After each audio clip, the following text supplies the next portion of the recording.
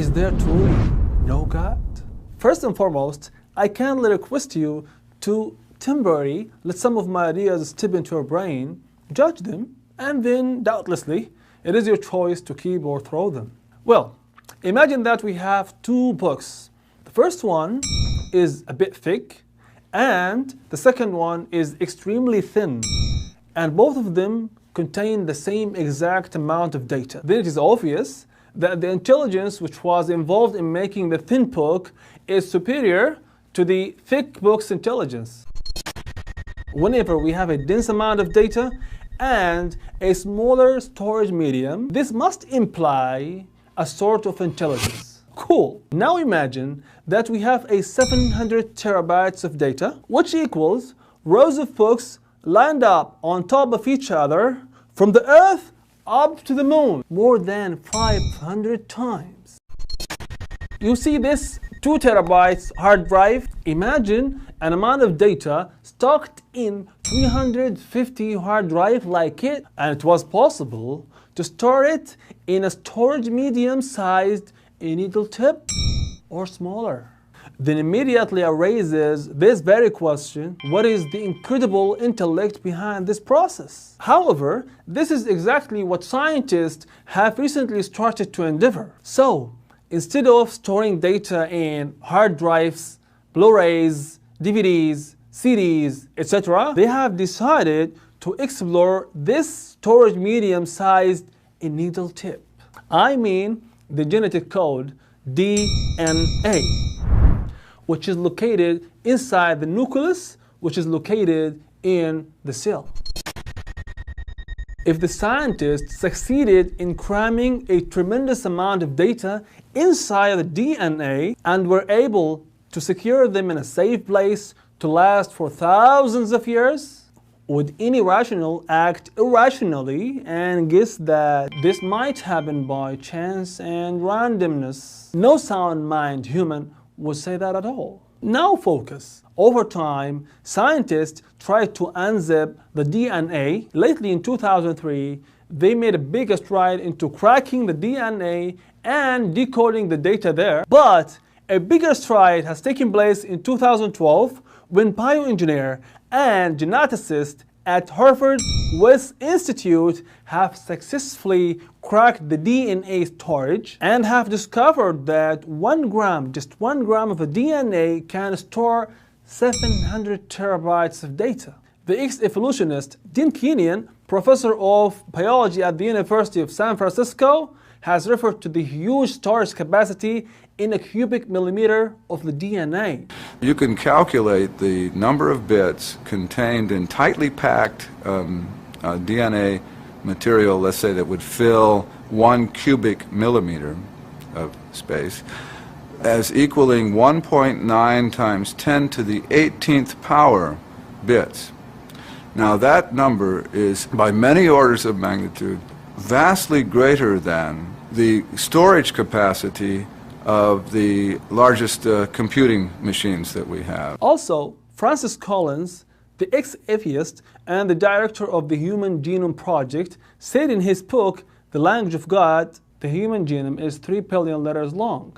Just to read it aloud, day and night, would take 31 years. By the way, when we talk about the DNA, we're not talking about normal information. No, we are talking about a type of information, if implanted into a living cell, will convert this information to a living organism. That's what led the senior atheist, Sir Anthony Flew, the professor of philosophy at the University of Oxford, the world's most notorious atheist, who authored more than 30 books which had a great impact on people, to change his mind and return to belief in God in 2004.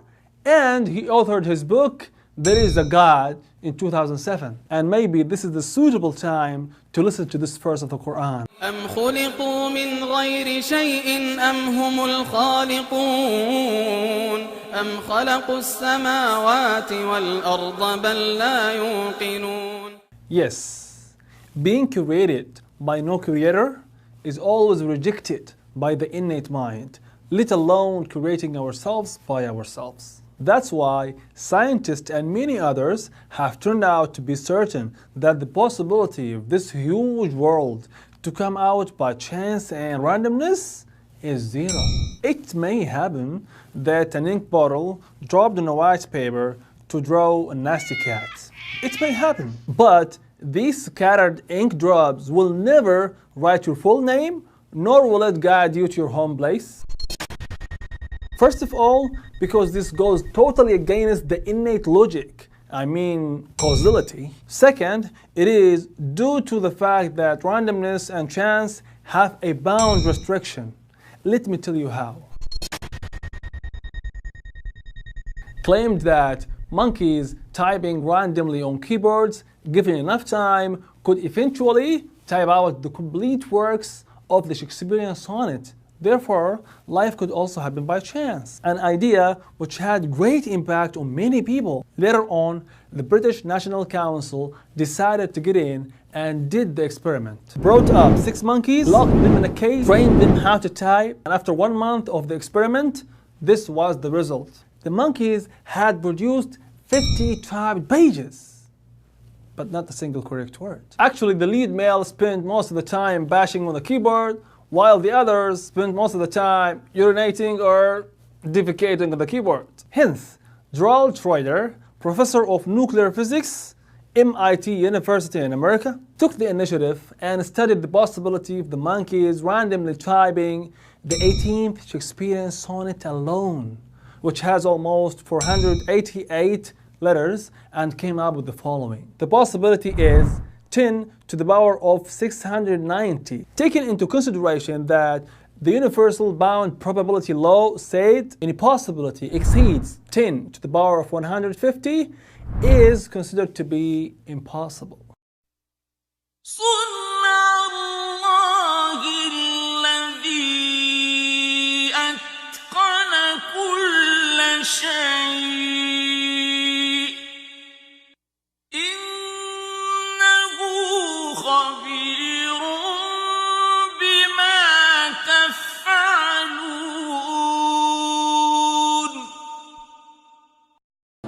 Follow that voice deep inside. Finally, I clearly and openly encourage you to take the right step and return to your origin. Thanks for watching. Wonder why you're so alone, worried, and when faith begins.